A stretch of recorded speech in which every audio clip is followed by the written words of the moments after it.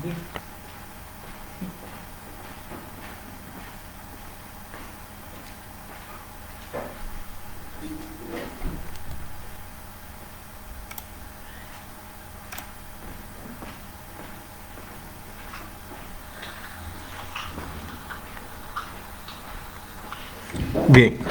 chicos, ¿qué tal? Muy buenas noches. Bien, perfecto. Disculpen la demora, chicos, lo que pasa es de que el Facebook en la opción para transmitir en vivo me estaba pidiendo actualizar el sistema, ¿sí? O actualizar esa opción. Por ende es que mientras actualizaba demoró un poco. Bien, vamos a comenzar con la clase del día de hoy. ¿Qué tal? Muy buenas noches. Vamos a trabajar la sesión de sistema muscular, pero para ello vamos a empezar primero con la parte de ortología y osteología, ¿sí? Con el grupo nuevo que estamos realizando las clases virtuales en la actualidad. Indicamos que vamos a dar un repaso de estos puntos también. Bien, entonces comenzamos por este punto.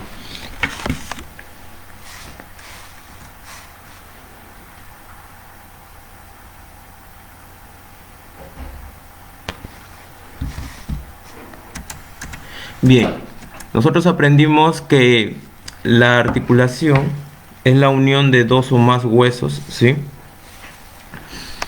Y que las articulaciones tienen ciertos grados de movimiento, ¿sí? Exactamente 3 grados de movimientos. Y ya cuando hablamos de grados de movimiento estamos hablando de clasificación de estas mismas. Existen articulaciones que son muy movibles, conocidas como las diartrosis, ¿sí? O también conocidas como sinoviales.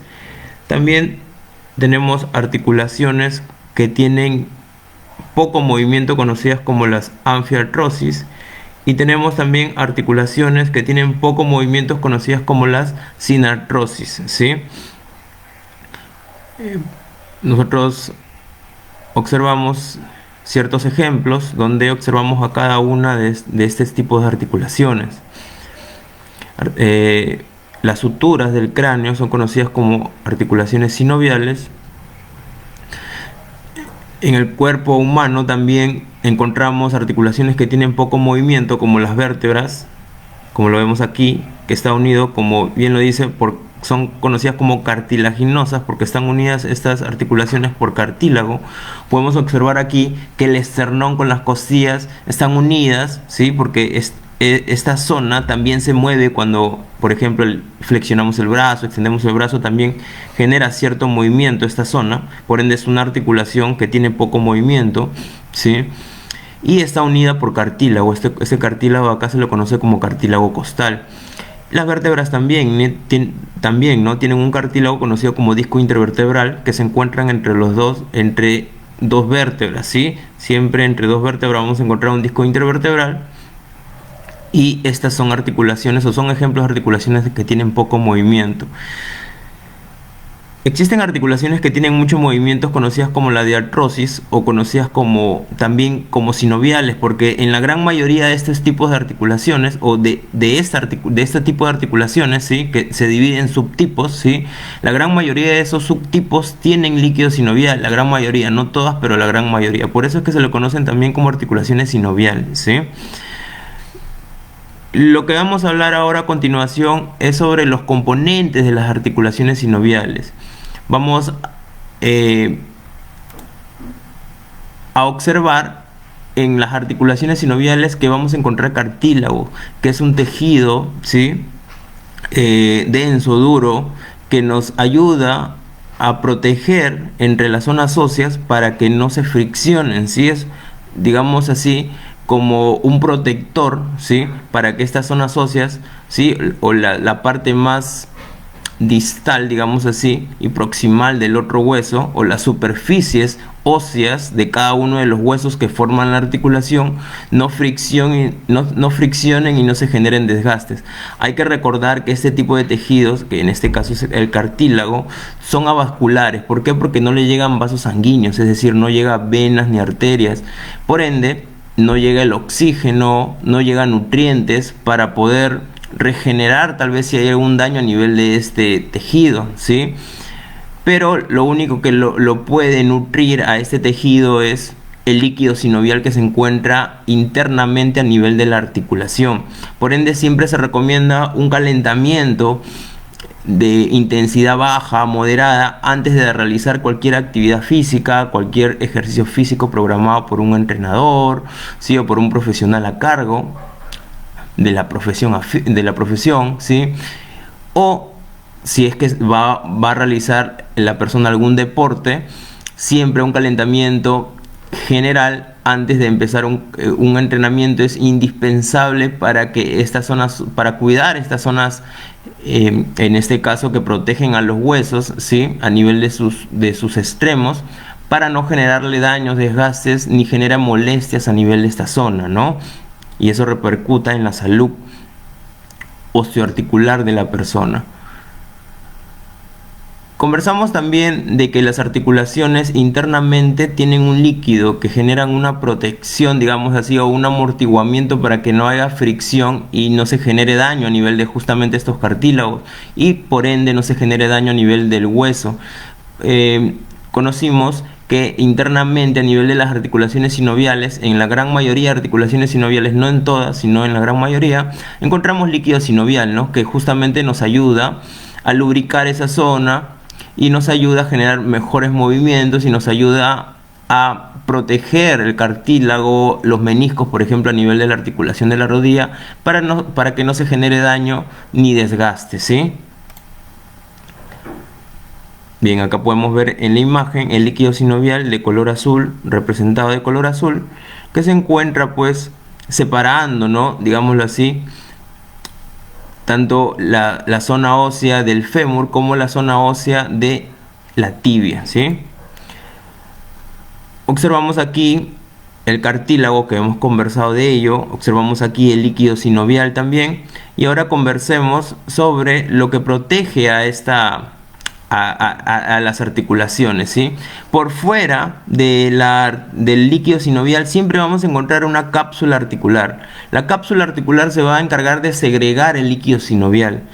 Y por fuera de la cápsula articular, por fuera de la membrana sinovial, ¿sí? Esta estructura de acá, o este componente de la articulación, se lo conoce como cartílago. A este componente se le conoce como líquido sinovial. A este componente que segrega la membrana sinovial, el líquido sinovial, se le conoce como membrana sinovial. Y por externo vamos a encontrar a la cápsula articular, correcto, que genera la protección a nivel de todas las articulaciones diartrósicas, ¿sí? Diartrósicas o movibles en sí. Muy bien. Pero ¿quién genera estabilidad a nivel de la articulación? Los que generan estabilidad a nivel de todas las articulaciones son los ligamentos, ¿sí? Existen dos tipos de ligamentos. Ligamentos intraarticulares, que se encuentran dentro de una articulación. Por ejemplo, en la rodilla podemos observar aquí un ligamento cruzado anterior, un ligamento cruzado posterior, ¿sí?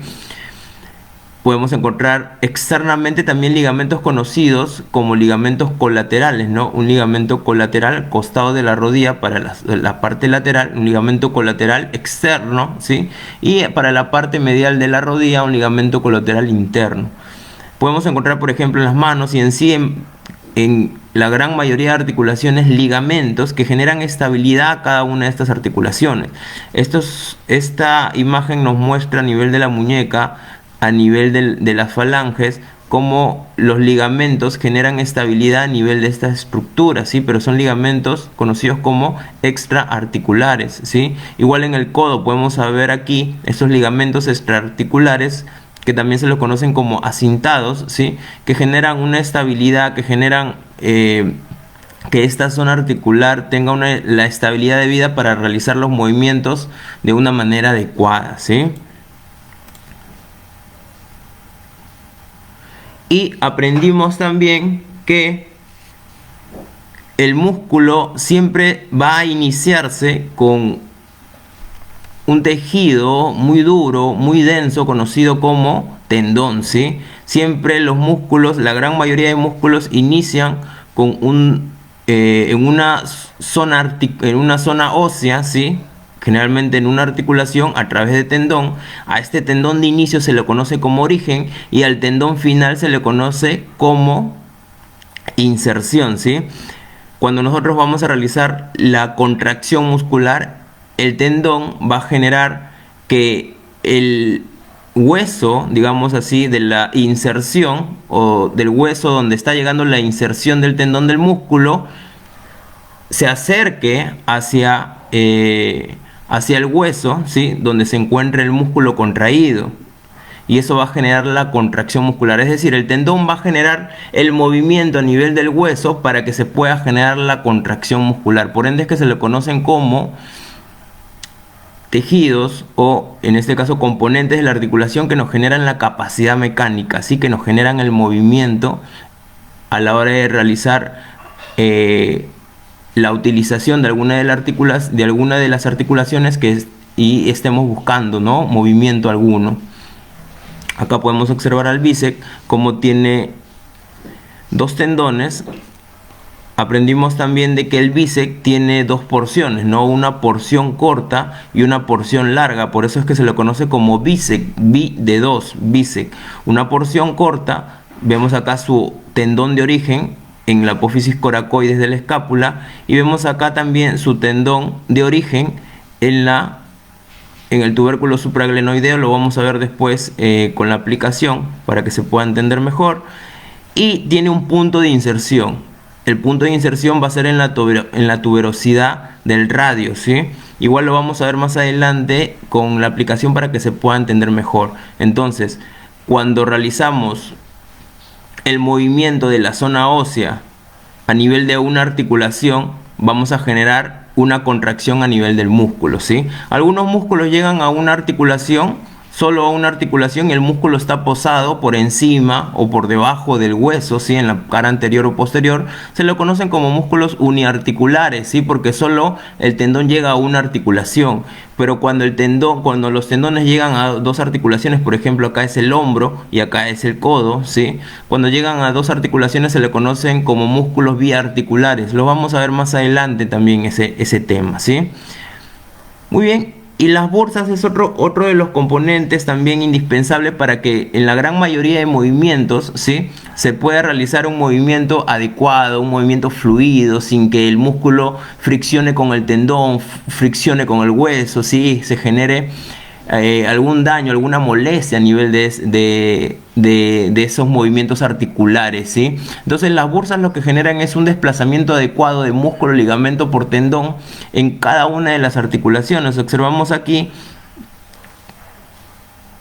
por ejemplo, que podemos encontrar bursas en el hombro, bursas en el codo, bursas en la cadera y bursas en la rodilla, ¿sí? Por ende, los componentes de una articulación son los siguientes. En una articulación, en las articulaciones diartrósicas o sinoviales, vamos a encontrar a cartílago, vamos a encontrar a líquido sinovial, vamos a encontrar a una membrana sinovial que segrega el líquido sinovial, ¿sí? Vamos a encontrar una cápsula articular, ¿sí?, que le va a generar la estabilidad a la articulación.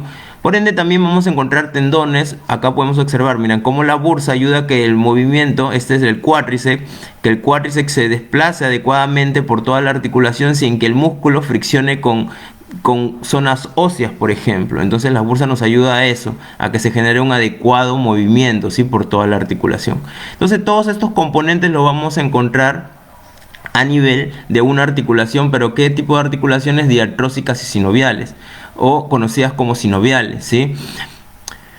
En la gran mayoría, vamos a ver ahorita que existen tipos o subtipos de articulaciones diartrósicas o también conocidas como sinoviales que no tienen, por ejemplo, líquido sinovial, pero sí tienen cápsula articular, sí tienen tendones, ligamentos, ¿sí? Entonces, muchos de los componentes los vamos a encontrar en la gran mayoría de subtipos de articulaciones diartrósicas, pero algunos no, ¿sí? Muy bien. ¿Y cuáles son esos subtipos de articulaciones diartrósicas o también conocidas como sinoviales? Vamos a encontrar a una articulación diartrósica esferoidea. ¿Por qué se la conoce como esferoidea? Porque anatómicamente podemos ver que el hueso tiene una forma de esfera, ¿sí? El hueso en la zona articular tiene una forma de esfera. Hay que recordar que el hueso de la cadera se le conoce como hueso coxal. Y hay que recordar que a este hueso se le conoce como fémur. Esta es la cadera, ¿sí? Entonces la articulación de la cadera se la conoce como articulación coxo, de hueso coxal, coxo femoral. Femoral, ¿por qué? Por fémur. Entonces, en la articulación coxofemoral podemos encontrar a una articulación diartrósica, o también conocida como sinovial, esferoidea, ¿sí? Ese es el subtipo, esferoidea. En la articulación del hombro también podemos encontrar otra, perdón, es un ejemplo de articulación esferoidea. ¿Por qué? Porque acá el húmero, este hueso de aquí se conoce como húmero, y este hueso de aquí se le conoce como escápula, ¿sí? En esta zona donde se articula este hueso con este hueso, a esto se le conoce como cavidad glenoidea. La cabeza del húmero va a llegar a la cavidad glenoidea y va a generar todos los movimientos respectivos. Pero percátense aquí, la cabeza del húmero tiene una forma de esfera, por ende es que a este tipo de articulación se le conoce como esferoidea también, ¿sí? Entonces, si esta es la escápula, esta es la cavidad glenoidea y este es el húmero, a la articulación se le conoce como articulación glenohumeral. ¿Por qué glenohumeral? Porque esta es la cavidad glenoidea y este es el húmero, glenohumeral, ¿correcto? Articulación glenohumeral y la articulación coxofemoral son dos tipos o dos ejemplos de articulaciones esferoideas, ¿sí? Aprendimos también de que las articulaciones esferoideas se mueven en los tres planos y los tres ejes. Cuando mi cuerpo era dividido en dos, dividido en derecha e izquierda, nosotros sabemos que tenemos líneas imaginarias que dividen a nuestro cuerpo en dos. Cuando nuestro cuerpo es dividido en dos, ¿sí? Y con esta línea imaginaria podemos dividir nuestro cuerpo en derecha y en izquierda, nos encontramos frente a un plano sagital, ¿sí? Y el plano sagital va a generar siempre movimientos de flexión y extensión. Como este tipo de articulaciones realiza flexión-extensión, entonces se encuentra o se puede realizar movimientos en ese plano. El hombro, tanto como la cadera, pueden realizar flexión y extensión, por ende, se mueven en ese plano.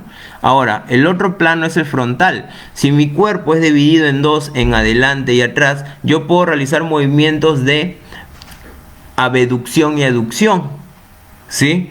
Por ende, este es otro de los planos en los que se puede movilizar este tipo de articulaciones. Por ende es que el hombro y la cadera, como bien sabemos, puede realizar movimientos de abducción y aducción.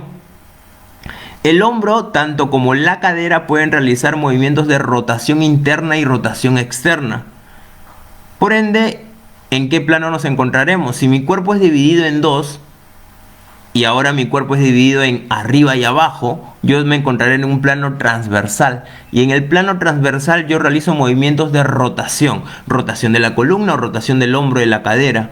Por ende, como el hombro y la cadera pueden realizar movimientos rotativos, ¿sí? O de rotación, ¿sí? Interna y externa, también nos encontraremos en un plano transversal. Por ende, estaremos frente a una articulación multiaxial. Nos referimos a multiaxial cuando nos podemos mover en todos los planos, ¿correcto? Entonces un ejemplo de una articulación esferoidea, también conocida como artrosis, son el hombro y la cadera. Otro tipo de articulación que también es conocida como diartrosis, ¿sí? Pero es un subtipo. En este caso es la articulación conocida como en bisagra, porque como vemos aquí la imagen, esta articulación aparentemente es similar a una bisagra, ¿no? Se parece a una bisagra, por ende es que el nombre lleva, o esa articulación lleva ese nombre. Ahora, ¿dónde podemos encontrar este tipo de articulaciones? Por ejemplo, en el codo. El codo es un tipo de articulación diartrósica conocida como articulación en bisagra o también conocida como articulación troclear, ¿sí? donde yo con el codo solo puedo realizar flexión y extensión, no puedo realizar otro movimiento alguno. Por ende nos encontraremos frente a una articulación uniaxial, porque solo se mueve en el plano sagital, porque puede realizar flexión y extensión, ¿correcto? Entonces, la articulación en bisagra troclear es otro subtipo de las articulaciones diartrósicas. Ahora, otro tipo de articulaciones diartrósicas son las trocoides. El nombre más común es articulaciones en pivot. Recuerden que pivot es como movimiento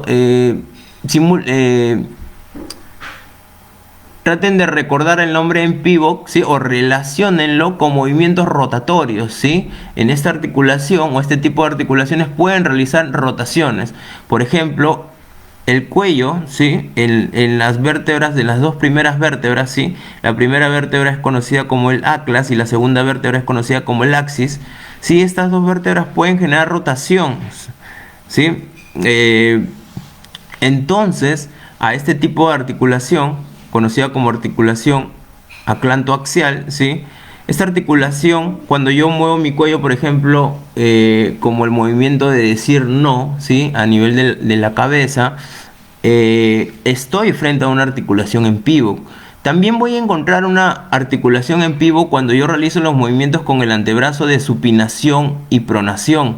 Yo puedo colocar mi palma hacia adelante y después mi palma hacia atrás realizando el movimiento de supinación y pronación, y me encontraré frente a una articulación en pivot también. Entonces esos son dos ejemplos claros de este tipo de articulación, o este tipo de subtipo, o este subtipo de articulación diartrósica, ¿sí?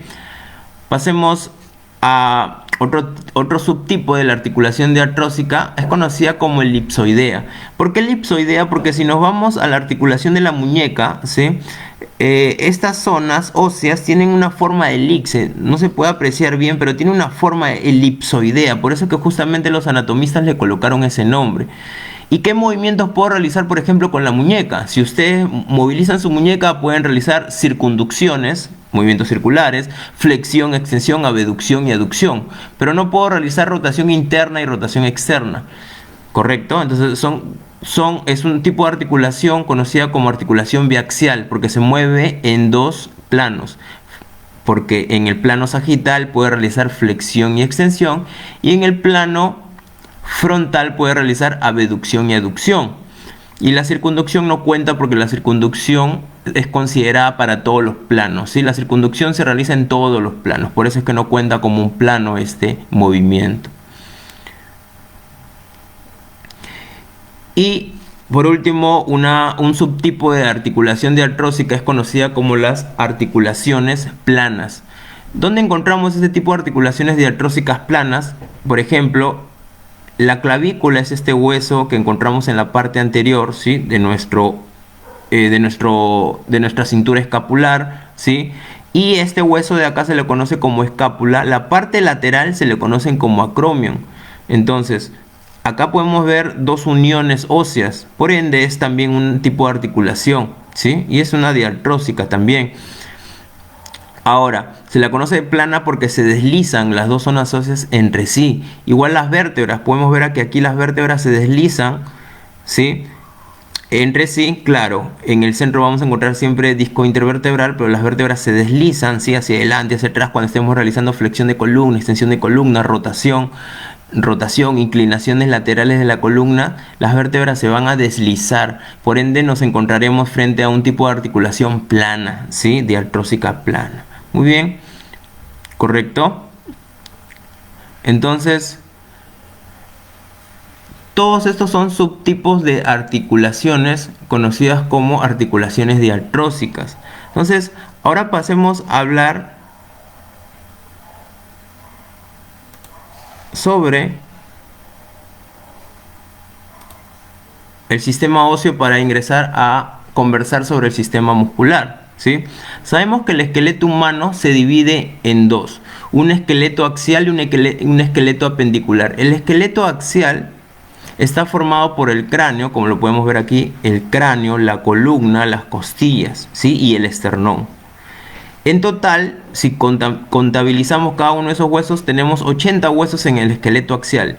Y en el esqueleto apendicular vamos a encontrar a la cintura escapular, que está formada por la clavícula, por la escápula y por el miembro superior y el miembro inferior, ¿sí? Y la cintura pélvica también. Entonces, contabilizando todos los huesos de todos estos huesos mencionados, vamos a encontrar que en el esqueleto apendicular encontramos 126 huesos. En total vamos a tener 206 huesos. Conversamos también que en un niño que todavía está en una etapa de crecimiento, en los huesos largos, por ejemplo, como en el fémur, ¿sí? Como en el fémur, como la tibia, el peroné, se va a encontrar todavía un cartílago de crecimiento, ¿sí? En la parte, digamos así, en la parte más superior e inferior de sus huesos, ¿sí?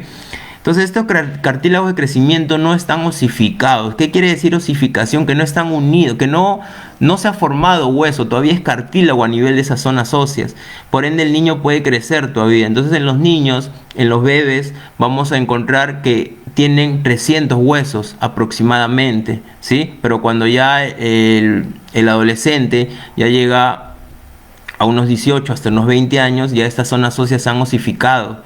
Y es ahí cuando ya el crecimiento no continúa. Igual en la mujer, en su primera menarquía, es decir, en su primera menstruación, estos huesos se osifican y ya no hay mayor crecimiento, ¿sí? Muy bien.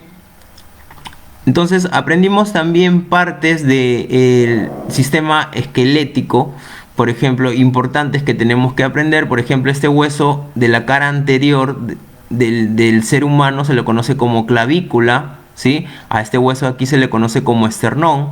A este hueso de aquí se le conoce como húmero, el hueso del brazo. Y la palma siempre hacia adelante. Recuerden la posición anatómica, siempre la palma hacia adelante. En la parte lateral vamos a encontrar al radio. Y en la parte medial del antebrazo vamos a encontrar al cúbito. Radio y cúbito. Este hueso de aquí se le conoce como fémur, ¿sí? A estos dos huesos de aquí, el lateral se le conoce como peroné y el medial se le conoce como tibia. Y estas son las falanges y esta articulación se la conoce como articulación tarsiana, ¿sí? En la cara posterior del ser humano a nivel del sistema óseo vamos a encontrar la columna vertebral, vamos a encontrar la escápula también, y la escápula tiene una espina, lo vamos a ver más adelante. Esto de aquí es conocida como la espina de la escápula.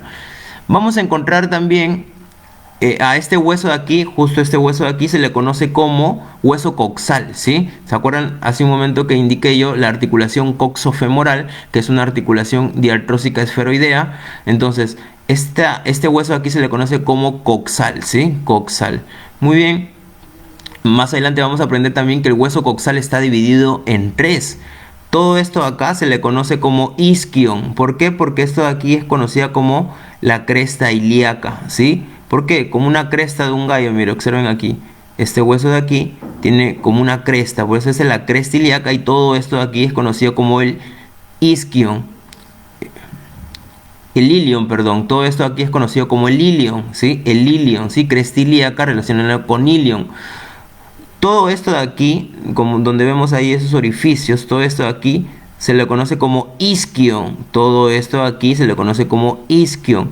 Cuando hablemos de miembro inferior vamos a aprender que los isquiotibiales, mal llamados femorales, nacen de aquí, desde el isquion, desde la tuberosidad isquiática. Eso lo vamos a aprender cuando hablemos de miembro inferior, ¿sí? Y la otra parte del hueso coxal es el pubis, ¿sí?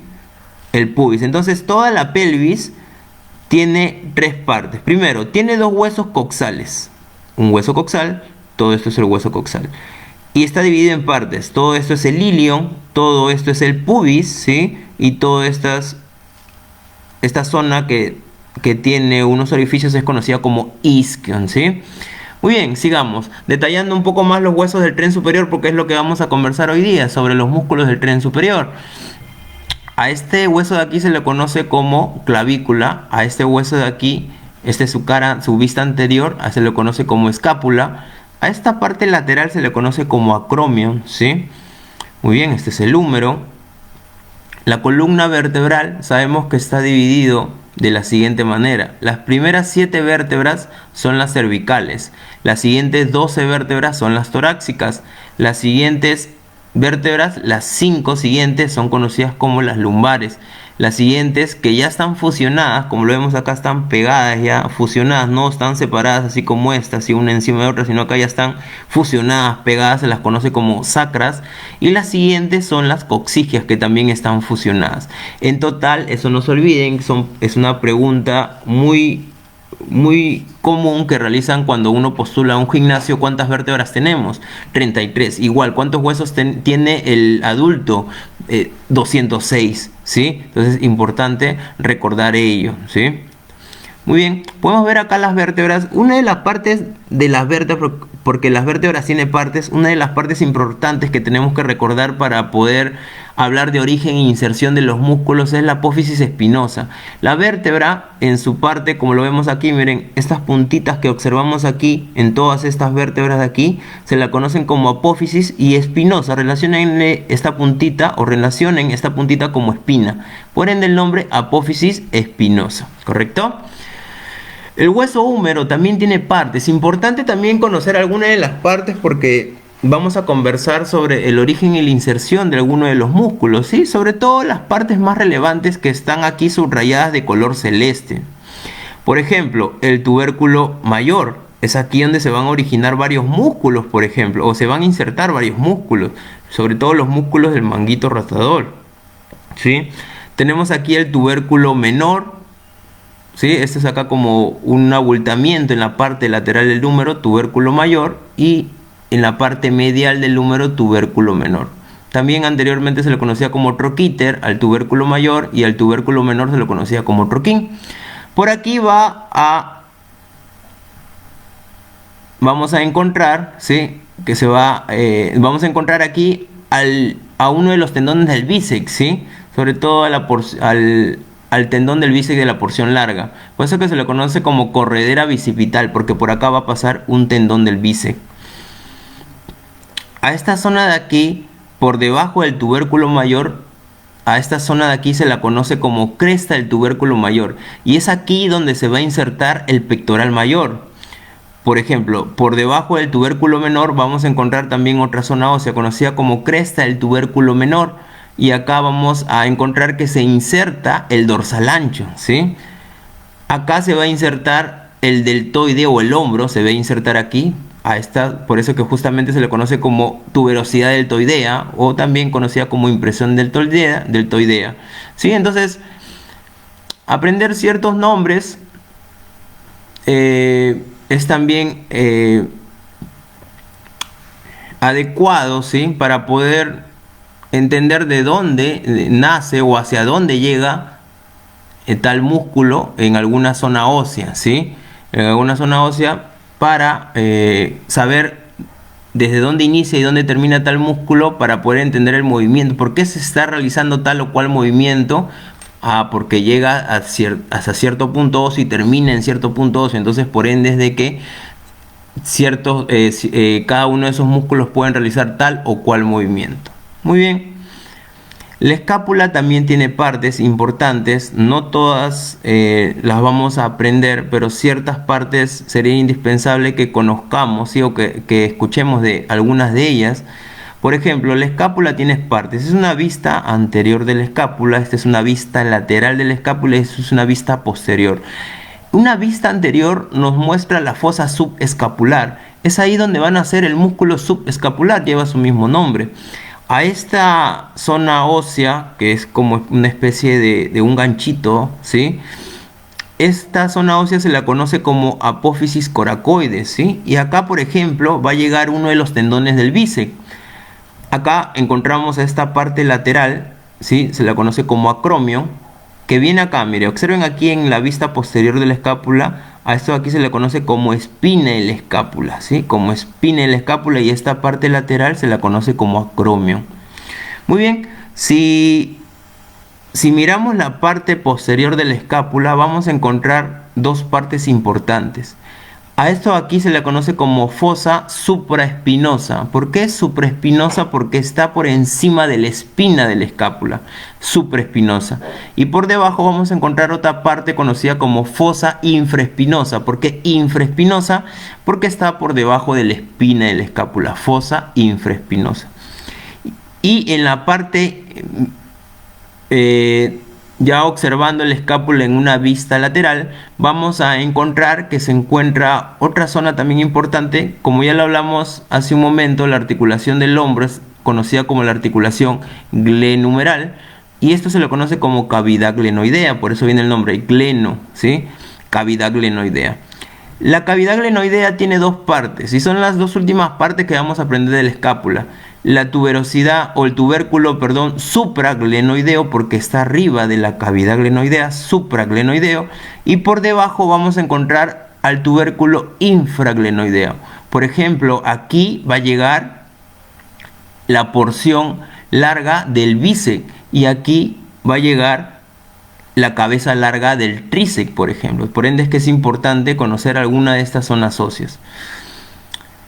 Del hueso radio y del hueso cúbito, uno de los puntos más óseos importantes es a nivel del radio, que es el hueso que está cuando nuestra mano está en una posición de supinación, que es el hueso que está en la zona lateral del antebrazo.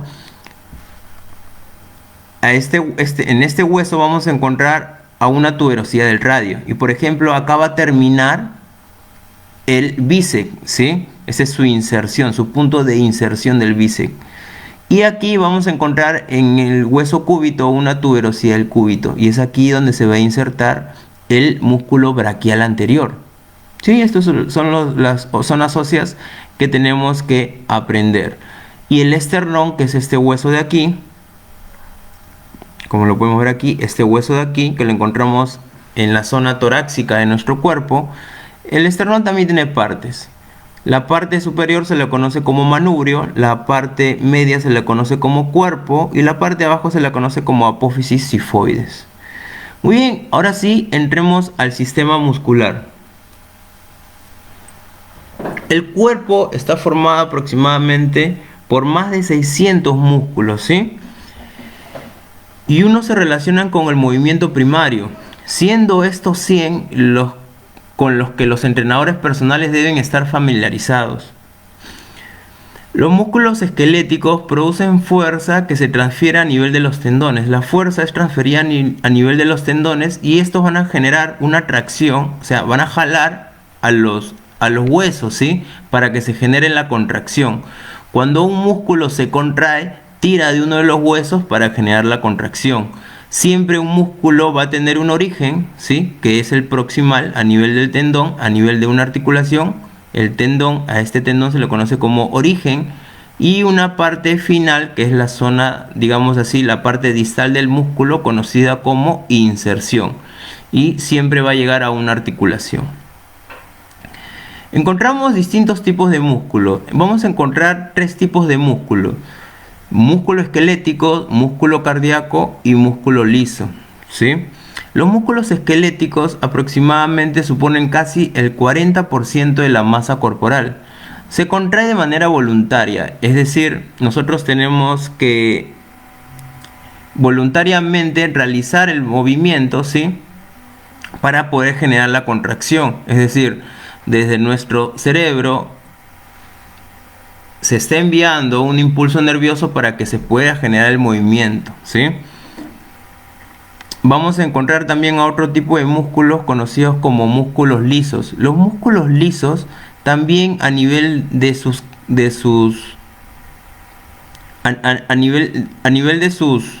capas, ¿sí? Vamos a encontrar que se genera también contracción, como a nivel del estómago, por ejemplo, a nivel de los intestinos. Todos estos órganos que son, en este caso, órganos huecos, por ejemplo, el esófago, el estómago, los intestinos, se genera también contracciones. A estas contracciones se le conocen como movimientos peristálticos, pero estas contracciones son involuntarias, ¿sí? Y no sirve para que se pueda circular el alimento y cumpla su función de vida, ¿no? Entonces, estos también son tipos de músculos porque se contraen, pero se contraen de manera involuntaria. Los vasos sanguíneos, como las arterias, las venas, también cuando pasa la sangre aumenta su diámetro, y cuando se expulsa la sangre disminuye su diámetro de cada uno de estos vasos sanguíneos. Por ende se genera movimiento o contracción, y estas contracciones son realizadas de manera involuntaria. Nosotros no voluntariamente no realizamos los movimientos de estos órganos, ¿sí? O de estos tejidos. Y el otro tipo de músculo es conocido como el músculo cardíaco. El músculo cardíaco genera contracción de manera involuntaria también, con mucha fuerza, y es responsable de crear una presión rítmica y de bombear la sangre por todo el cuerpo para que llegue el oxígeno y los nutrientes debidos, ¿no? Hay que recordar que la arteria envía el oxígeno y los nutrientes a nivel de los músculos, ¿sí? Y otras estructuras también, y por las venas regresa esta sangre con CO2 para después ser expulsado el CO2 a nivel gracias a los pulmones, ¿no? Entonces el corazón realiza ciertas contracciones, y son contracciones involuntarias, para poder cumplir estas funciones. Por ende, nosotros tenemos tres tipos de músculos. Un músculo esquelético, que se lo conoce como esquelético porque el músculo mueve a zonas óseas para generar los movimientos, y los movimientos son voluntarios. Vamos a encontrar un músculo liso. Se le conoce como liso porque cuando lo llevamos a un microscopio, una de las partes de estos músculos, vamos a encontrar que el tejido es liso, ¿sí? Y el otro, y lo vamos a encontrar por ejemplo en los intestinos, en el estómago, lo vamos a encontrar también en el esófago, que es esta zona de aquí, que lleva el alimento a nivel del estómago, ¿sí? Los vasos sanguíneos como arterias y venas también son otros tipos de ejemplos de músculo liso, ¿sí? Y encontramos también a un músculo cardíaco, que es en este caso el corazón, ¿no? Que también genera contracciones, pero de manera involuntaria, para cumplir funciones vitales para el ser humano. A los músculos tanto cardíaco como esquelético también se le conocen como estriados, músculo estriado esquelético o músculo estriado cardíaco. ¿Por qué? Porque si llegamos una de las partes a un microscopio, una parte de las fibras musculares y fibras cardíacas, lo llevamos a un microscopio, vamos a encontrar de que se presentan en esos tejidos estrías, ¿sí? Vemos aquí estas líneas, son conocidas como estrías. Por ende es que también se los conocen como músculos estriados. Y los músculos lisos, si lo llevamos a un microscopio, vamos a encontrar que son tejidos lisos, por eso es que reciben también ese nombre, ¿sí? Muy bien. ¿Cómo se producen los movimientos de los músculos? ¿Cuál es la clasificación de los músculos esqueléticos? Vamos a encontrar que existen dos clasificaciones, según su forma y su dirección, y según el número de articulaciones donde actúa. Según su forma y su dirección, estamos hablando de la forma de los músculos y su dirección. Según su forma, vamos a encontrar que algunos de los músculos tienen formas paralelas, ¿sí? Es decir, que se encuentran paralelas las fibras una de otras, ¿sí? Y vamos a encontrar que algunos músculos se encuentran un poco oblicuas, o sea, cuando vemos un músculo tiene una dirección oblicua esas fibras, ¿sí? Entonces, los músculos que se encuentran en paralelos son los fusiformes y los acintados. Como por ejemplo, las paralelas son las fusiformes. Las fusiformes, los acintados, ¿sí? Los abanicos o triangulares, tenemos los cuadrados, tenemos los fusiformes, los acintados y los poligástricos. Todos estos tipos de fibras o todos estos tipos de músculos son conocidos como músculos que se encuentran sus fibras en paralelo. Como podemos observar aquí, el pectoral se encuentran todas sus fibras, observen todas estas líneas de ahí.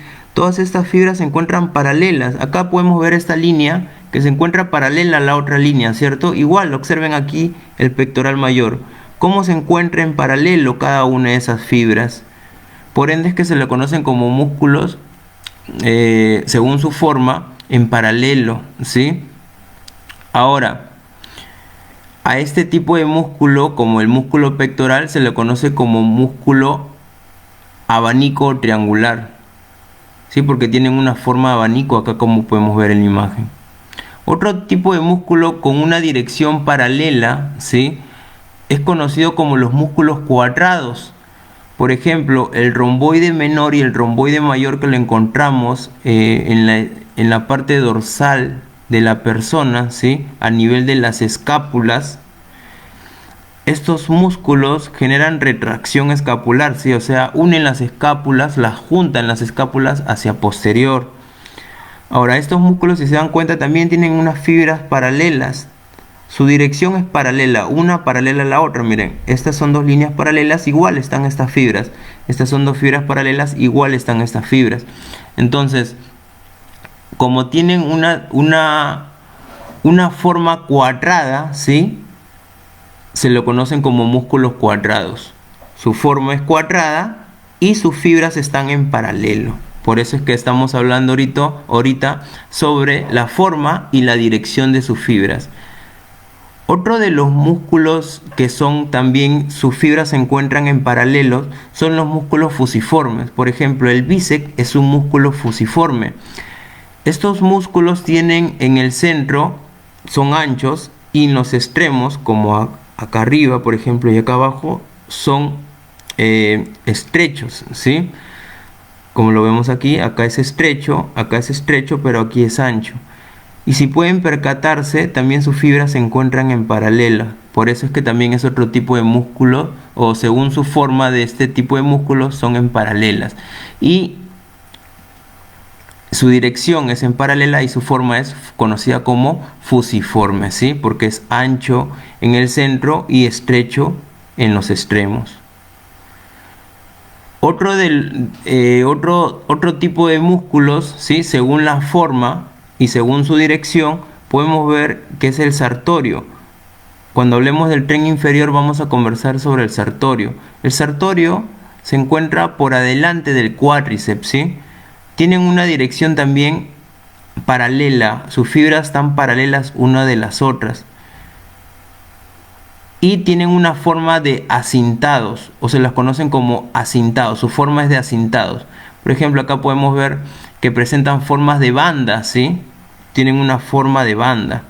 Acá podemos ver una banda, ¿no? Una banda presidencial que tiene esta dirección. Igual también estos músculos acintados presentan esta dirección. Entonces, según su forma y según su dirección son paralelas y según su forma son acintados, ¿correcto?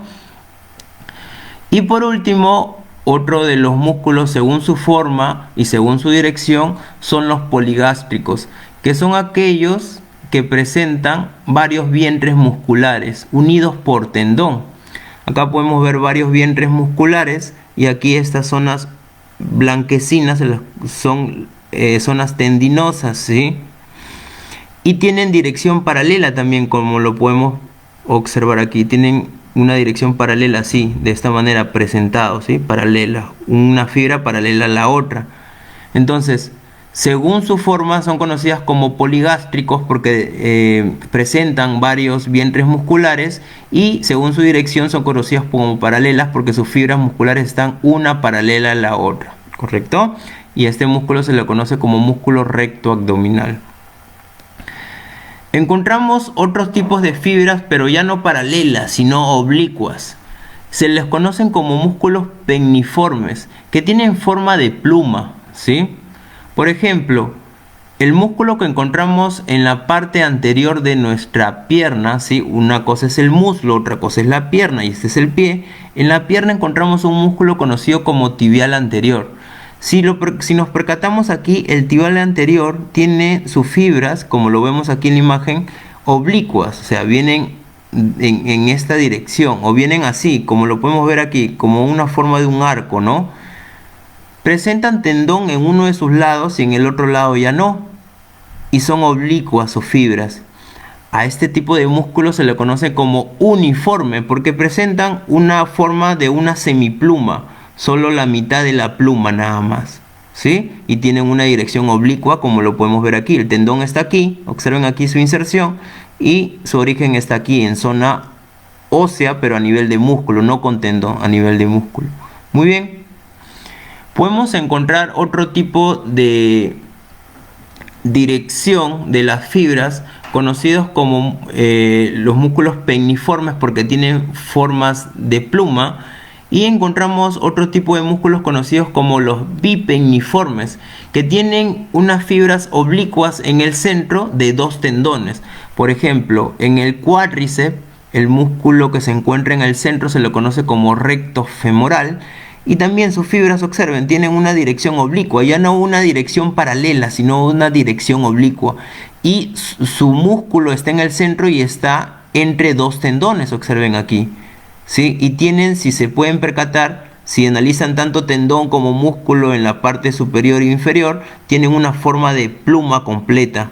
¿Sí? Todo esto de acá tiene una forma de pluma completa. Por ende, según su forma se la conoce como bipenniforme, y según su dirección tienen direcciones oblicuas estas fibras musculares.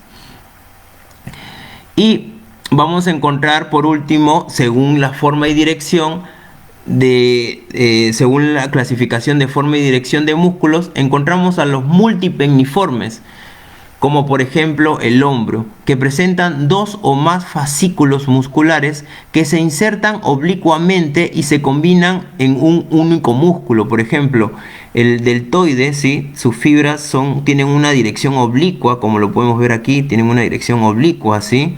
Y tienen esta forma, observen. A esta forma se la conoce como multipenniforme porque tiene varios fascículos. Podemos observar aquí también que el músculo subescapular, que se encuentra en la parte anterior de la escápula, también tiene varios fascículos. Tiene varios fascículos, como observamos aquí. Este es un fascículo, este es otro fascículo, este es otro fascículo, este es otro fascículo, y así varios. Tienen esta forma también. Por eso es que se lo conoce como músculo multipenniforme, ¿sí? Y tienen una dirección oblicua, como lo vemos aquí. Esta línea aquí que yo he colocado es para que puedan tener la idea de cómo es la dirección de las fibras. Tienen una dirección oblicua. Como tiene una dirección oblicua, es conocido como músculos penniformes porque tienen una dirección oblicua, pero como tiene varios fascículos, es conocido como multipenniforme. ¿Correcto? Entonces ahí tenemos una clasificación según su forma y su dirección. Ahora hablemos sobre la articulación donde actúa. Existen dos: músculos uniarticulares, porque actúan en una sola articulación a nivel del tendón, y el otro tipo de articulación, el otro tipo de músculos según donde actúan es conocido como biarticular. ¿Por qué? Porque actúan sus tendones sobre dos articulaciones. A ver, conozcamos ejemplos de cada uno de ellos. ¿Sí?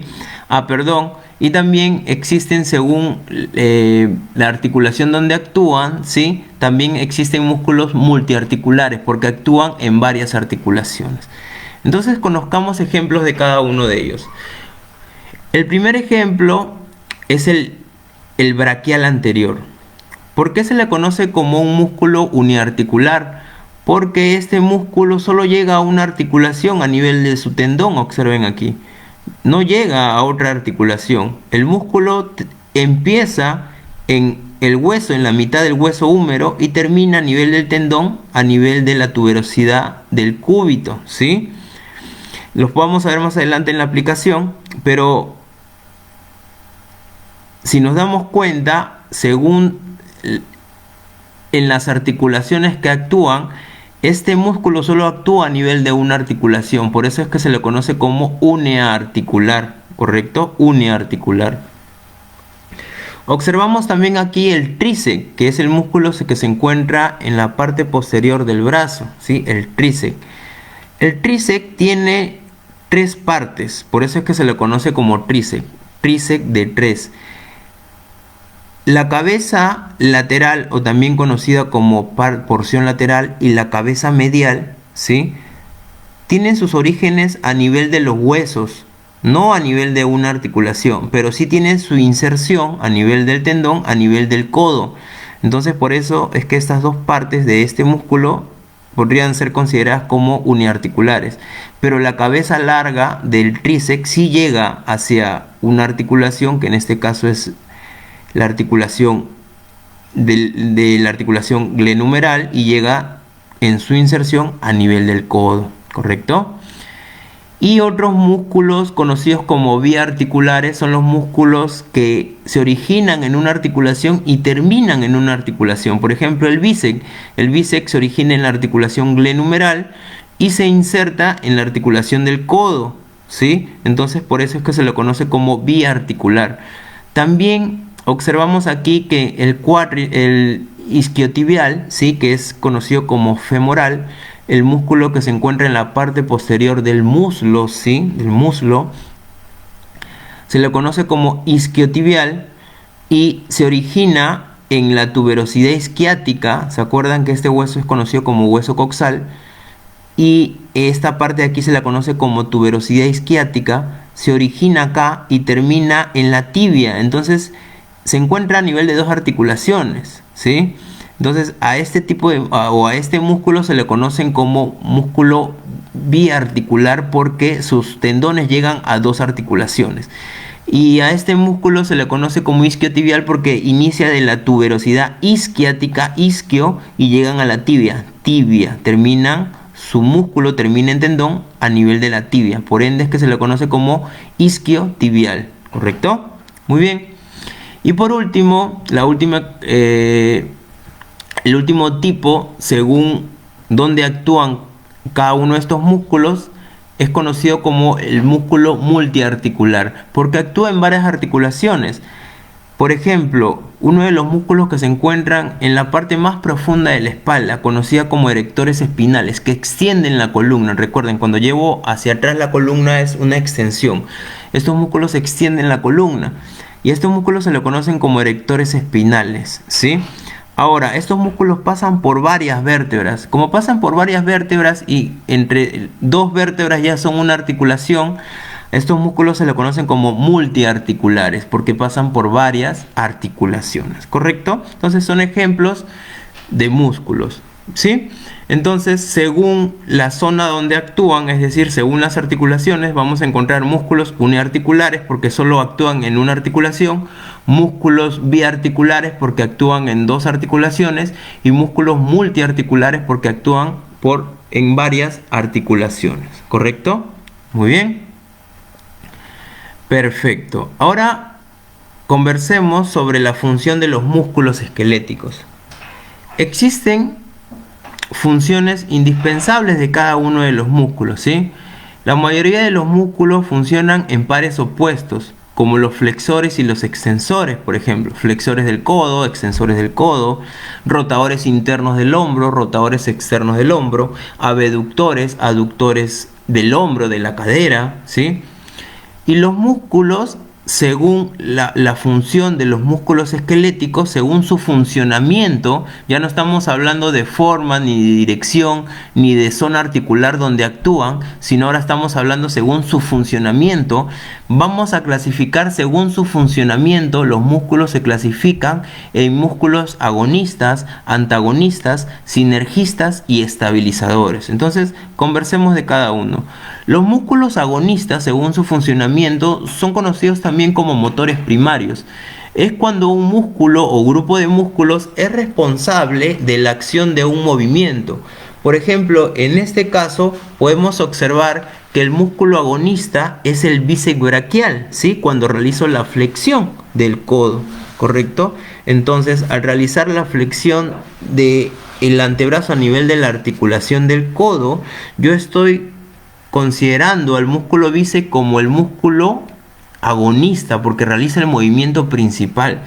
Y el músculo antagonista son los músculos que se oponen al movimiento agonista, es decir, los que realizan el movimiento opuesto. Si el bíceps es el agonista en este movimiento, el tríceps es el antagonista porque realiza el movimiento contrario. Los antagonistas se relajan para permitir el movimiento primario, es decir, el antagonista se relaja y por ende de que se puede realizar el movimiento principal, ¿sí? Que en este caso es la flexión de la articulación del codo, ¿sí? Y se contraen para actuar como freno a la hora de realizar todo el movimiento final. Es decir, cuando el brazo empieza a bajar, se empiezan a contraer los músculos antagonistas para frenar el movimiento y puedan realizar un movimiento adecuado al descender el brazo, ¿sí? Los músculos sinergistas, su función principal es prevenir movimientos no deseados, lo que ayuda a que los músculos agonistas presenten un rendimiento más eficaz, es decir, generan una fuerza plus al agonista. Por ejemplo, en el antebrazo vamos a encontrar a un músculo que se le conoce como braquio, ¿sí? Braquio radial, viene de radio, braquio radial, ¿sí? Y encontramos aquí que en la parte anterior se encuentra el bíceps en el brazo y la parte posterior el tríceps. Entonces, al realizar la flexión del antebrazo a nivel de la articulación del codo, el músculo agonista son el bíceps braquial, y vamos a aprender más adelante que vamos a encontrar a un músculo por debajo del bíceps braquial conocido como braquial anterior, ¿sí? Pero el músculo antagonista ya sabemos que es el tríceps, pero el que realiza una fuerza plus para que se realice un movimiento adecuado es el músculo braquioradial. Y este músculo le va a ayudar al músculo agonista que se realice el adecuado movimiento. Por esto el braquioradial va a ser considerado como el sinergista. Y los músculos fijadores o estabilizadores, ¿sí?, cumplen la función justamente como bien dice su nombre, ¿no?, de estabilizar una porción del cuerpo contra una fuerza.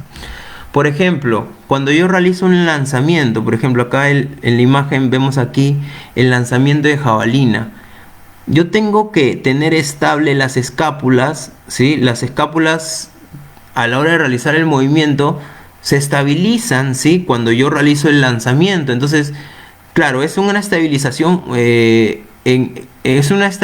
en continuo movimiento, ¿no? Es decir, las escápulas se estabilizan para que se realice el movimiento correcto durante todo el lanzamiento, cuando llevo el brazo hacia una extensión y cuando llevo el brazo a una flexión, ¿sí?, o una rotación externa, rotación interna del hombro.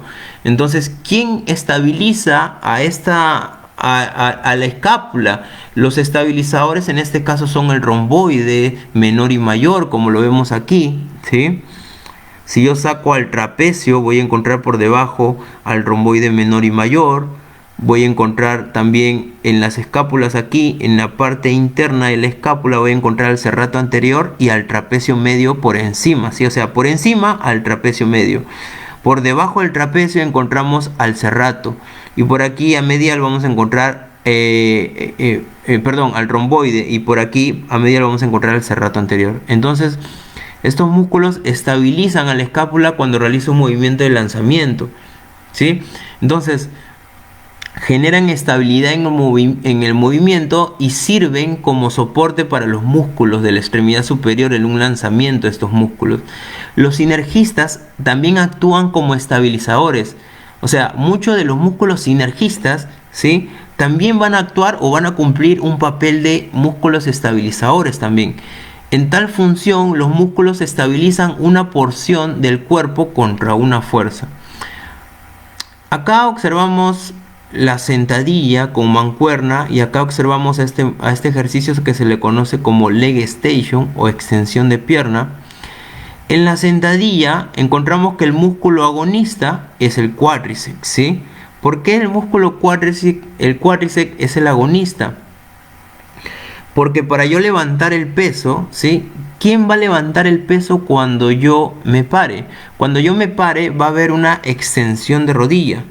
Y la extensión de rodilla la comanda el cuádriceps, ¿sí? Lo vamos a ver la próxima clase que nos toca tren inferior con el grupo que está recibiendo en la actualidad clases virtuales, ¿sí? Entonces, este músculo es el principal que me ayuda a levantar el peso, ¿sí?, o a levantarme a mí cuando yo me levanto para poder cargar el peso. Este músculo es conocido como el agonista. Y el antagonista es el isquiotibial, porque es el músculo que se encuentra atrás, que muchos le conocen como femoral, pero el nombre correcto es isquiotibial, porque realiza el movimiento contrario, ¿no? Este músculo se contrae y este músculo se estira. Cuando yo me paro, el músculo cuádriceps se contrae y el músculo isquiotibial se estira, ¿sí? Ahora, el sinergista viene a ser el sóleo y la pantorrilla. Cuando yo realizo la extensión de la articulación de la rodilla, el sóleo y la pantorrilla también se van a contraer en cierta proporción para generar una estabilidad a nivel de la articulación de la rodilla y el tobillo y generen, ¿sí? Una fuerza plus, una fuerza de ayuda al músculo agonista. Y los músculos estabilizadores, en este caso, en este ejemplo, son el erector espinal, que me ayuda a tener estable la columna, y los elevadores de la escápula a nivel del hombro, para que las escápulas se mantengan estables, ¿sí? Y puedan generar el movimiento adecuado, porque los elevadores de la escápula, si bien es cierto, elevan la escápula, pero también nos ayudan a que las escápulas se mantengan en su sitio. Y como la persona tiene sujetando unas mancuernas, si yo dejo de tensar estos músculos, los hombros van a caer, por ende que las escápulas se encuentran, los elevadores de la escápula se encuentran contraídos, y también los erectores espinales, que se encuentran en la parte más profunda de la espalda para que la columna se mantenga recta, ¿sí? Muy bien, ahora en este ejemplo de aquí, en el ejercicio leg extension, ¿sí? El agonista, como yo estoy realizando extensión de la pierna a nivel de la articulación de la rodilla, la principal función es para el cuádriceps, por ende el músculo agonista es el cuádriceps, y el que realiza el movimiento contrario es el antagonista, en este caso el isquiotibial, ¿sí? El sinergista, que le genera fuerza, una fuerza plus al músculo agonista, es este músculo que se encuentra en la parte anterior de la pierna, que es el tibial anterior, ¿sí? El tibial anterior va a generarle una fuerza mayor, porque este músculo llega también hasta la articulación de la rodilla, por ende va a generar también una fuerza mayor para que se contraiga el músculo. Y los estabilizadores en este caso van a ser los isquiotibiales y las pantorrillas también, porque la rodilla se está movilizando en flexión y extensión, entonces le va a dar cierta estabilidad la pantorrilla, porque la pantorrilla inicia a nivel de la articulación y termina a nivel del talón, a este hueso que se le conoce como calcáneo, ¿sí? Generan estabilización entonces a nivel de la articulación de la rodilla. Por eso es que la pantorrilla y el isquiotibial, que llega también hasta la rodilla, genera la estabilización a nivel de esa articulación. Acá tenemos ejemplos para poder diferenciar los músculos según su función. Según su función, en este ejercicio conocido como extensión de tríceps en polea, acá ha habido un error, el ejercicio se le conoce como extensión de tríceps en polea. El músculo agonista viene a ser el tríceps, porque yo estoy realizando la extensión del codo, ¿sí? Y el músculo antagonista viene a ser el bíceps, porque se está realizando la flexión del codo, está realizando el movimiento opuesto, ¿sí? Acá se contrae el músculo y acá se extiende el músculo, por ende el músculo que está realizando la función principal acá es el tríceps y el antagonista es el bíceps. El sinergista son los músculos del antebrazo, ¿sí? Que le genera una fuerza también al tríceps para que se genere la extensión de la articulación del codo. Y el estabilizador en este caso viene a ser los músculos rotadores del hombro, ¿sí? Y el hombro también, que le genera estabilidad al hombro para que no se adelante y no retroceda. En este ejemplo, conocido como el curl de bíceps con barra Z, ¿sí? En este ejemplo observamos que el músculo agonista es el que genera el movimiento principal, es decir, cuando yo levanto el peso, ¿sí? Y en este ejemplo podemos observar que el músculo agonista es el bíceps y el músculo antagonista es el que realiza el movimiento contrario, que es el tríceps. El sinergista son los músculos del antebrazo, en este caso el brachioradial, que lo hablamos hace un momento, ¿sí? Y el estabilizador también van a ser los músculos del hombro, los rotadores del hombro también van a generar la estabilidad a nivel de esa articulación. Por ejemplo, en el press de banca, el músculo principal cuando levantamos el peso, ¿sí? Cuando levantamos el peso es donde vamos a observar cuando jalamos, cuando levantamos el peso, ¿sí?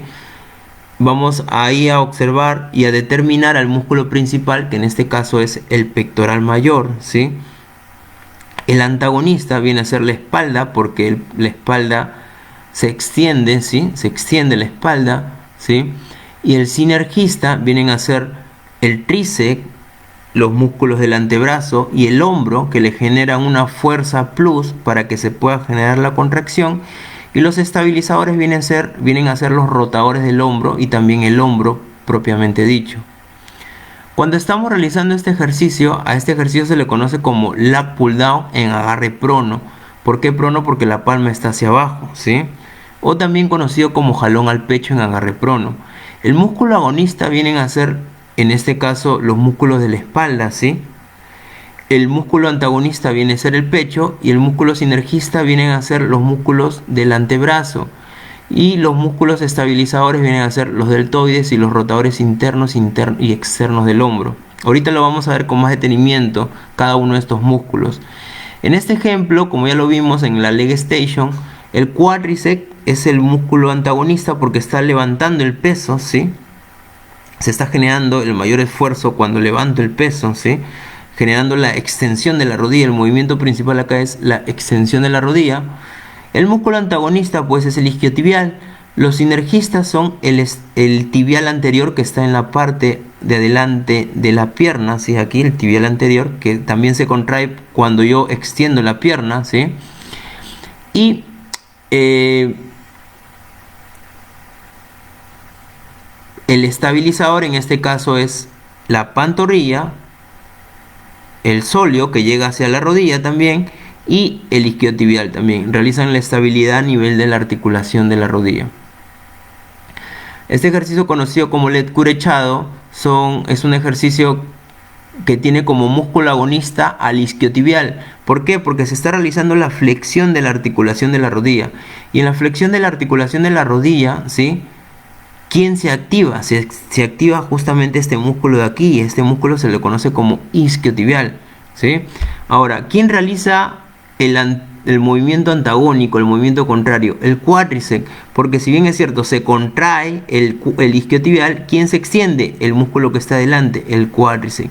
¿Y quién es el sinergista aquí? La pantorrilla, como llega hasta la rodilla también, la pantorrilla, el sóleo que está por debajo de la pantorrilla, también genera una fuerza plus para que se genere la contracción. ¿Y quién le da la estabilidad? Por ejemplo, los músculos a nivel de la articulación de la cadera le dan la estabilidad a esta articulación para que se pueda mantener estable, ¿sí? Y en la rodilla también hay músculos estabilizadores como el cuádriceps y el tibial anterior para que se genere la estabilidad de la articulación y se pueda realizar el movimiento adecuado. Muy bien, ahora conversemos sobre los músculos. Vayámonos ahora a conversar sobre músculos y pasémonos a esta diapositiva. Perdón, a esta aplicación.